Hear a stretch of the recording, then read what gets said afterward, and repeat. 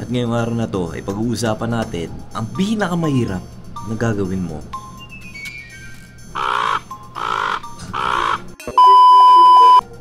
At ngayong araw ay pag-uusapan natin ang isa sa pinakamahirap gawin bilang isang OFW.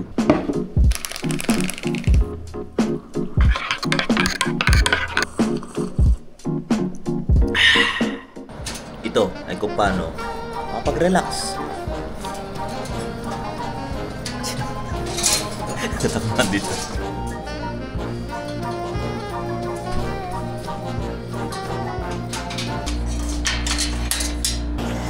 Isa ito sa mga pinakamahirap gawin kung isa kang OFW. Sa kadahilan ng sa oras ng off mo, ito ang mga kailangan mong gawin. Maglaba, magsampay,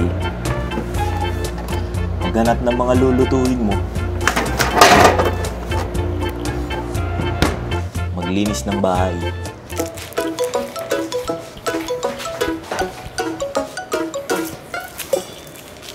at kung ano-ano pa ang mga kailangan mong gawin na hindi mo nagawa nung nakaraang linggo. Yan lamang ang mga responsibilidad ng isang OFW kapag wala silang pasok. So ang pinakatanong, kailan ka huling nakapag-relax?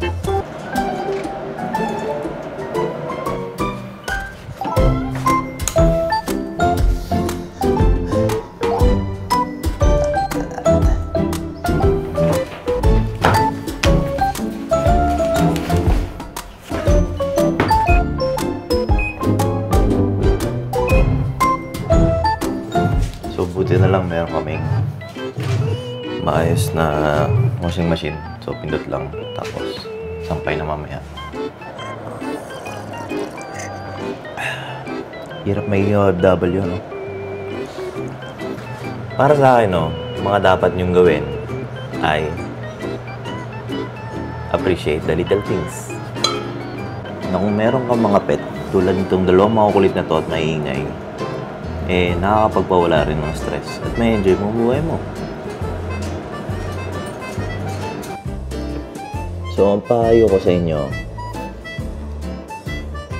huwag niyong i-deprive yung mga sarili niyo para mag-enjoy.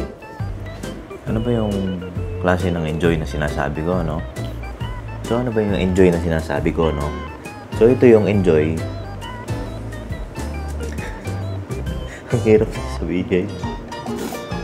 Yung enjoy na kahit paminsan-minsan, kailangan mo ring enjoy yung pinaghirapan mo. Yung kahit maglaan ka lang ng 1 o 200 real para kumain sa labas, pumunta sa kung saan-saan. At yun,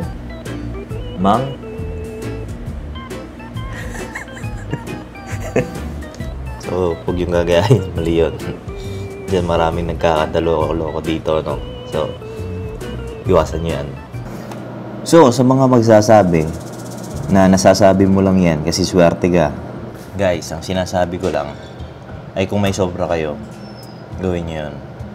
Kung wala, eh marami namang ibang bagay, no? Ano ba yun? So, maglakad ka lang dyan sa labas. Hindi mo kailangan gumastos ng pera.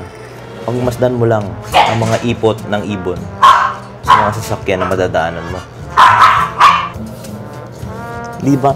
Nasa sarili mo kasing perspektibo yan eh. Kung paano mo enjoyin yung buhay mo dahil ikaw lang nakakakilala sa sarili mo. Kung ang pananaw mo sa pag-enjoy eh pumunta sa bar, mag-inom at mambabae, sarili mo yun. Huwag mo kami igaya sa'yo.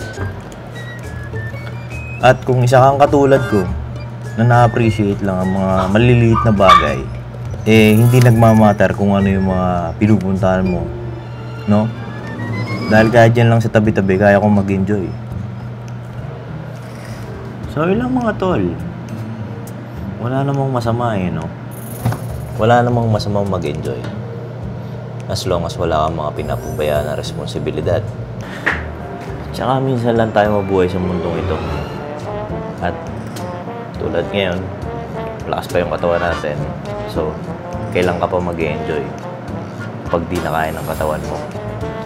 Kapag napagtapos mo na lahat ng mga responsibilidad mo tulad ng pag-aaral sa mga anak mo. So, yun ang pinaka-ultimate na tanong, no? Kailan ka magsisimulang mag-enjoy? Just ask yourself. Kailan ka ba huling nag-enjoy? So, kung dito lang mga tol, no? Sana may tutunan kayo at ma-realize sa mga bagay na pinagsasabi ko.